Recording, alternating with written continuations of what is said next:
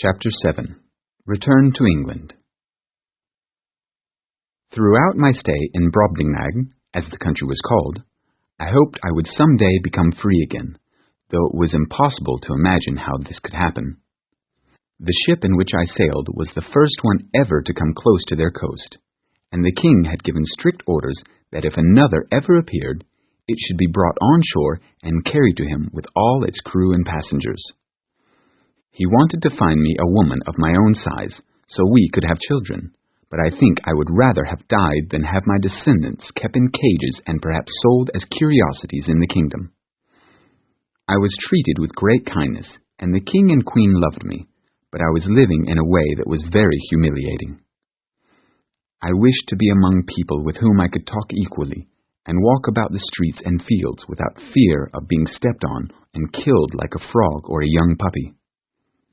But my freedom came sooner than I expected, and in a very unusual way.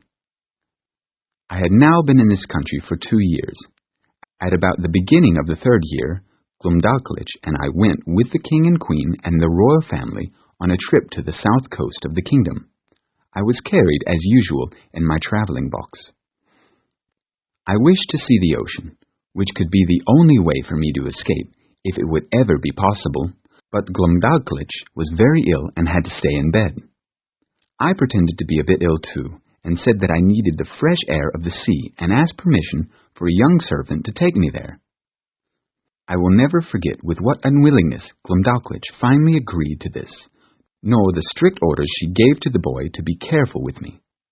She began to cry at the same time, as if she somehow knew what was going to happen to me. The boy took me out in my box about half an hour's walk from the palace, towards the rocks on the seashore.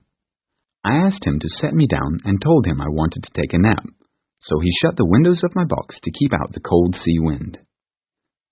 I'm not sure what happened next, but all I can suppose is that the servant, thinking nothing bad could possibly happen to me, went among the rocks to look for birds' eggs. I was suddenly awoken by a violent pull upon the ring which was attached to the top of my box to make it easier to carry. I felt my box lifted high in the air and then carried forward with great speed. I shouted several times as loud as I could. I looked out my windows, but could see nothing but clouds and sky.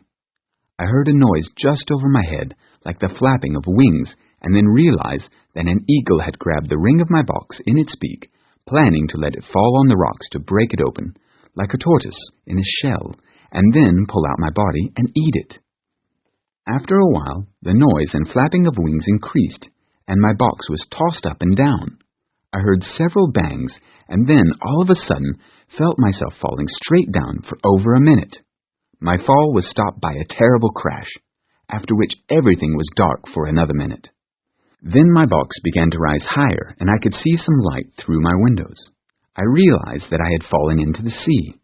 I suppose that the eagle which had flown away with my box was chased by 2 or 3 other eagles, and was forced to let me drop while it was defending itself against the rest, who all wanted to eat me. My box was so strongly built that it didn't break when it hit the surface of the water. During this time, I often thought of my dear Glumdalclitch and wished to be with her. I felt sorry for her, for surely she would be very sad to find me gone, and the king and queen would be angry with her. Surely no other travelers had been under as much stress as I experienced at this time, expecting every moment that my box would be smashed to pieces. Even if my box survived and did not fill up with water, what could I expect but a miserable death from cold and hunger? For 4 hours I was in this situation, expecting every moment to be my last. While I was in this miserable state, I heard a noise on the side of my box where the rings for the belt were, and soon it began to feel like the box was being pulled along the sea. This gave me some small feeling of hope, though I was not able to imagine how this could be happening. I called for help in a loud voice in all the languages I knew. I tied my handkerchief to my walking stick and put it out the hole at the top of my box, waving it several times in the air, so that if any boat or ship were near, the sailors might realize that someone was shut up in the box. I eventually felt the box being lifted up into the air slowly. I shouted again. A great shout answered mine, filling me with joy. Then I heard someone calling through the hole loudly in English. I answered, begging for help. The voice replied that I was safe, and that a carpenter would immediately come and cut a hole in the top of the box large enough to pull me out. I answered that it was unnecessary, and all that had to be done was for one of the crew to put his finger in the ring and take the box out of the sea and into the ship.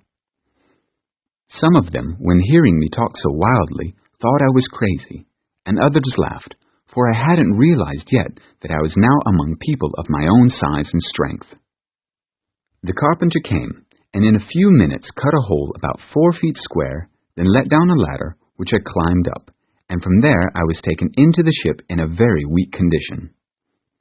The sailors were all amazed and asked me 1,000 questions, but the captain, an honest, friendly Englishman, observed that I was very weak and took me into his cabin, gave me some food, and allowed me to rest in his own bed. I slept for many hours, but was constantly disturbed by the dreams of the place I had left and the dangers I had escaped. However, upon waking I felt better. I ate with the captain, and he explained that he had observed my box floating in the sea through his telescope. Seeing what looked like a floating house, he ordered some men to go out to it in a boat and to pull it to the ship with some long cables. I told the captain all about Brobdingnag and the adventures I had had there, but he thought my brain was disturbed and told me I should rest for the remaining part of the journey to England. I was overjoyed when I finally saw my country and family again.